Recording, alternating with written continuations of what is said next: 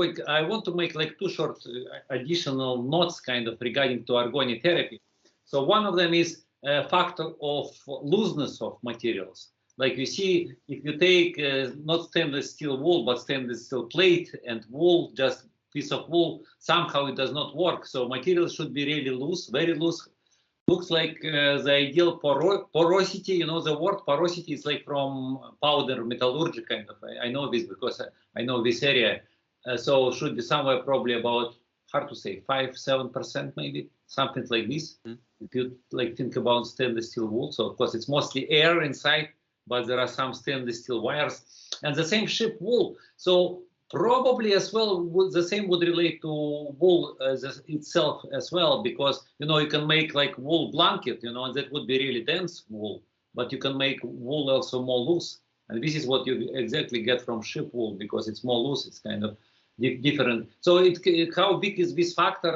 I don't know, but it's certainly, it works in a way again that if you again take like stainless steel plate, you know, because you can take all this stainless wool and compress it into a plate, it would not work the same way. And so that's one kind of idea. Although I was like thinking about this myself, like, because I have never seen anybody discussing even these topics of looseness and porosity, like more kind of in scientific term. But another thing which I wanted to add here would be, like, people often ask what type of experience, how it is felt.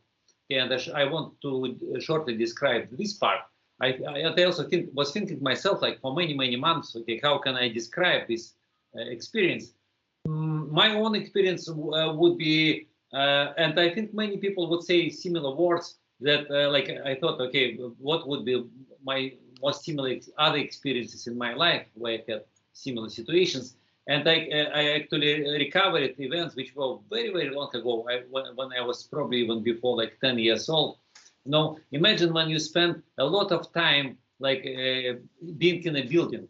Usually it happens when you are very sick for many days, you know, and you are so sick that you cannot walk. You know, maybe you can go like walk in the room, walk to the bathroom and come back, and then you go outside, and somewhere in about, hard to say, 3, 5, maybe 7 minutes, you feel like some energy moves inside you, you know, and you feel kind of much more alive.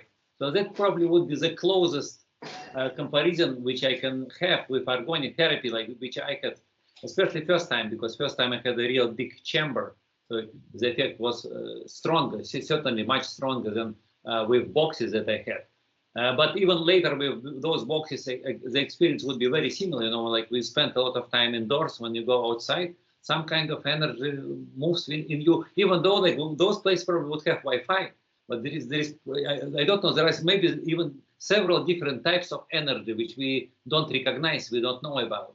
So, and Orgone would be one of them. Why I say so? Because, you know, I thought about this topic myself. Buteyko was saying, like, people, children, hero specifically, that actually children tolerate being indoors very well. So this is what he noticed himself, like in Buteyko, somewhere in Buteyko writings. But then he wrote that elderly people actually require being on fresh air every day. I don't remember if he mentioned 1 hour or not, but it like could be somewhere again in the range of 1 to maybe more hours every day in order to feel normal. No, so that's an important factor. And what I did myself long ago, I thought about, okay, what is the difference?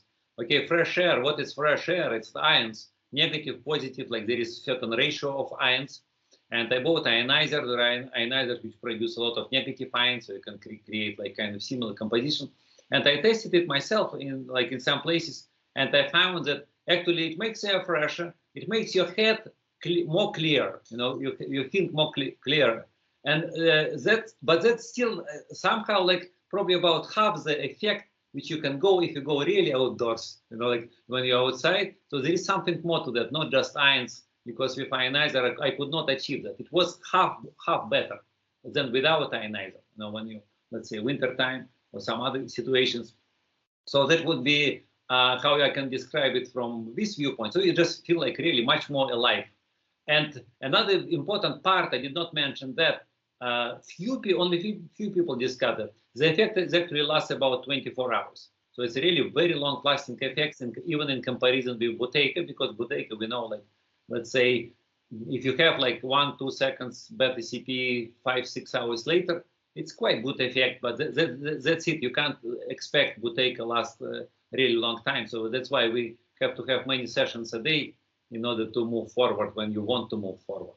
So that's would be idea relates to that. And then also, like if we think about, okay, what is going on during the session itself, I would say in 5-7 minutes there would be some signs and symptoms you would feel it.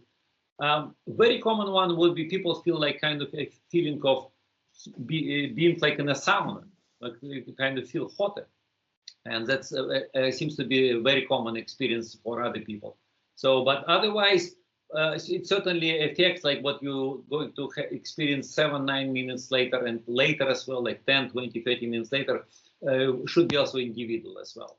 So these are a few things I wanted to add here, and I think I finished this part of recording. I want to add it later to our previous video. So I finished